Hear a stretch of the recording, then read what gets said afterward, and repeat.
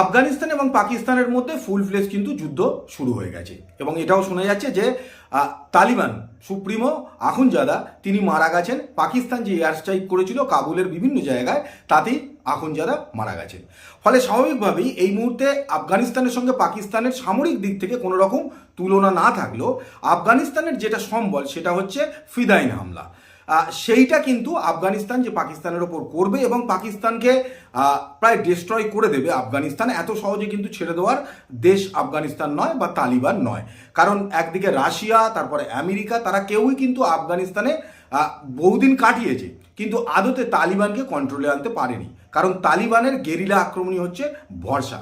সেই জায়গা থেকে পাকিস্তান যে খুব একটা কিছু এগোতে পারবে না সেটা কিন্তু বোঝাই যাচ্ছে। অলরেডি কিন্তু পাকিস্তানের ফরেন মিনিস্টার ইশাকদার তিনি কিন্তু বিভিন্ন জায়গায় ফোন করা চালু করে দিয়েছেন, কারণ ওদের এটাই হচ্ছে ট্যাকটিক্স। প্রথমে ওরা লাফিয়ে লাফিয়ে ঝগড়া করতে যায়, বোম টোম ফেলে দিয়ে আসার চেষ্টা করে, কখনো কারোর ওপর টেরারিস্ট দিয়ে আক্রমণ করায়, তারপরেই ফোন কল শুরু করে দেয়। এটাই ওদের ট্যাকটিক্স, কারণ নির্লজ্জ বেহাদের তাদের এটাই এই ধরনের ট্যাকটিক্সই তাদের চলতে হয়। এইবারে এই যে পাকিস্তানের আফগানিস্তানের ওপরে যে হামলা, এইখান থেকে আমেরিকার যে এটার পেছনে পুরোপুরি মদত রয়েছে সেটা বুঝতে কোনো অসুবিধা হয় না, কারণ আফগানিস্তানের বাগরাম এয়ারবেস সেইটাকে কিন্তু আমেরিকা চাইছে যে কোনো অবস্থাতেই দখল করতে। এবারে আমেরিকার হয়ে লড়বে কে? একমাত্র ওই লাতখোর পাকিস্তান। আর সেই কারণেই কিন্তু পাকিস্তান এই যে লড়াইটা লড়ছে সেইটা দুটো কারণে লড়ছে। এক হচ্ছে আমেরিকাকে খুশি করা যাতে বাগরাম এয়ারবেসটা আমেরিকার হাতে তুলে দেওয়া যায়, আর একটা হচ্ছে IMF লোন বারে বারেই আমেরিকা বলছে এবার বন্ধ করে দেবো, সেই লোনটা যাতে স্যাংশনটা পেয়ে যায়। এই কারণেই পাকিস্তান এই যুদ্ধটা লড়ছে। এবারে পাকিস্তানের যেরকমভাবে আমেরিকা খুব ভালো বন্ধু, ঠিক তেমনভাবে কিন্তু চায়নাও তো ভালো বন্ধু, কারণ চায়না পাকিস্তান ইকোনমিক করিডোর সেখান দিয়ে তারা একটা বিরাট পরিমাণ ইনভেস্টমেন্ট চায়না সেখানে করে বসে আছে। কিন্তু তারপরও চায়না কেন এই ইস্যুতে আফগানিস্তানকে সাপোর্ট করছে? তার পেছনে কারণ খুব সোজা, সেটা হচ্ছে যে আফগানিস্তানের যে বাগরাম এয়ারবেস যেটা আমেরিকা যে কোনো অবস্থায় চাইছে নিতে, সেখান থেকে চায়নার যে পরমাণু কাণ্ড কারখানা চালায় যেখানে পরমাণু অস্ত্র রাখা থাকে এবং ম্যানুফ্যাকচার হয়, সেই লখনৌর খুব কাছাকাছি। এবারে আমেরিকা এই যে বাগরাম এয়ারবেসটা চাইছে তার পেছনে কারণ কিন্তু একদিকে ইরান অলরেডি হামলা হয়ে গেছে, উল্টো দিকে লখনৌ যেখানে পরমাণু কর্মকাণ্ডটা চায়না চালায় সেইটার দিকেও নজর রাখতে পারবে, উল্টো দিকে রাশিয়ার দিকেও নজর রাখতে আমেরিকার সুবিধা হবে। সেই কারণেই কিন্তু আমেরিকা যে কোনো উপায়ে এই বাগরাম এয়ারবেস চাইছে, যে কারণেই পাকিস্তান এই যুদ্ধটা করতে নেমেছে আমেরিকার কথায়। আর চায়না এই ইস্যুতে পাকিস্তানকে কিন্তু সাহায্য করছে না, তার কারণ এই ইস্যুতে বাগরাম এয়ারবেস যদি আমেরিকার দখলে চলে যায় তাহলে সবচেয়ে যার ক্ষতি হবে সেটা হচ্ছে কিন্তু চায়না। সেই কারণেই চায়না আফগানিস্তানকে সাপোর্ট করছে।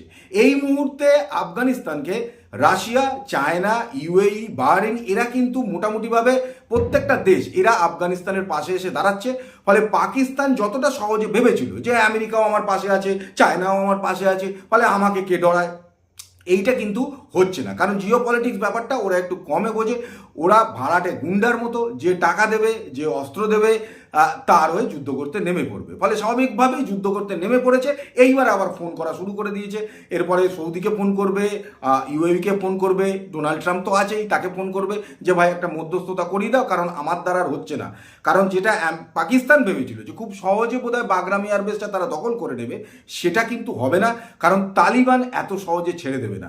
আর যদি পাকিস্তান ফুল প্লেজে আফগানিস্তানের দিকে নজর দিয়ে দেয় তাহলে কিন্তু খাইবার পাখতুনখোয়া একদিকে TTP হামলার পর হামলা করছে, 15টা পোস্ট পাকিস্তান মিলিটারির 15খানা পোস্ট অলরেডি দখল করে বসে আছে।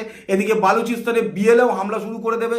আর এই দিকটা তো ফাঁকাই রয়েছে, মানে পিওকের কথা বলছি, যেখানে ভারত কিন্তু অপেক্ষা করছে যে পাকিস্তান যদি একটু অন্যদিকে মাথাটা গলায়, মানে আফগানিস্তান নিয়ে যদি একটু বেশি লাফালাফি করে, তাহলে ভারতও কিন্তু যে কোনো সময় হামলাটা করবে, করে পিওকে যেটা ওরা দখল করে বসে আছে সেটা কিন্তু খুব সহজে হাতিয়ে নেওয়া যাবে। যদিও ওদের সঙ্গে আমাদের মিলিটারিগত দিক থেকে কোনো রকম তুলনা হয় না, কারণ ভিখিরি তারা আবার যুদ্ধ কি করবে, বা লোনের টাকায় সংসার চলায় তারা আবার যুদ্ধের কথাও বলে। ফলে এই জায়গা থেকে দাঁড়িয়ে আপাতত যেটা মনে হচ্ছে যে চায়না যদি পাকিস্তানকে সেইভাবে সাহায্য না করে তাহলে খুব একটা কিছু আফগানিস্তানে পাকিস্তান করতে পারবে না বলেই মনে হচ্ছে। এবং এই ক্ষেত্রেও কিন্তু আমাদের ভারতের লাভই বলতে হবে, কারণ ভারত এই মুহূর্তে কিন্তু আফগানিস্তানের তালিবান যে সরকার তার পাশে দাঁড়িয়েছে, ফলে বা ওপেনলি দাঁড়াতে পারবে না, কিন্তু আদতে অন্তত ইন্টেলিজেন্স ইনপুট দিয়ে আফগানিস্তানকে সাহায্য করবে বলেই ভারত এটা মনে হয়। ফলে আগামী দিনে আমাদের এটাই দেখার যে আফগানিস্তান পাকিস্তান যুদ্ধ কত দূর এগোয় এবং সেখানে চায়না তার অবস্থান কি বদলায় নাকি না এই মুহূর্তে চায়নার যে অবস্থান সেটাই জারি থাকে।